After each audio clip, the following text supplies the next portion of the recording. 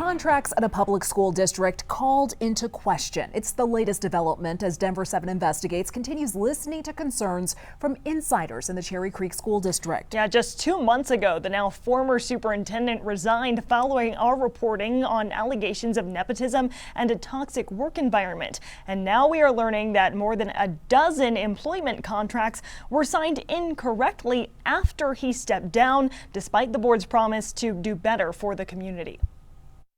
I'm here tonight to address a matter of serious concern regarding district governance and fiscal oversight. That's the moment one parent in the Cherry Creek School District exposed an alarming realization. I'm asking the board and Dr. Perry, are you aware of the signatures on this document? Do you believe anybody would have ever noticed that these contracts were incorrect if you hadn't noticed it yourself? I don't know. I hope that people are paying attention. It's Molly Lamar's voice you just heard speaking at a Cherry Creek School Board meeting earlier this month. She sat down with me after she filed an open records request to see an assistant superintendent's employment contract. I wanted to see what the terms of his contract were. And what she found is enough to make you look twice. The final contract that was approved February 23rd of 2026 had 2 signatures of board members that were no longer in the positions with the district. A more than $200,000 contract paying a new assistant superintendent, Toby Aratola,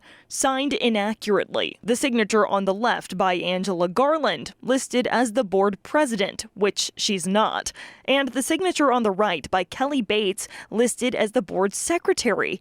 Bates is not even on the board anymore. Proof of district leadership handing out big dollars with little oversight. They are rubber stamping these $100,000 contracts and not paying any attention to detail. It's not okay. We took these concerns straight to the district. Turns out this was not the only mistake. After questions from Denver7 Investigates, the district revealed a total of 14 contracts were signed improperly. A spokesperson for the district summarized that the contracts were created prior to the recent board election and, quote, under previous leadership of the Department of Human Resources, they were not updated after the new board took over. They also sent us a corrected copy of Toby Aratola's contract, a new date, new signatures. The district now saying all of the impacted contracts are fixed. It's quite disappointing, to be perfectly honest. Jennifer Churchfield is a former Cherry Creek School Board president. She calls these missigned contracts inexcusable. We never had a template or an auto signature.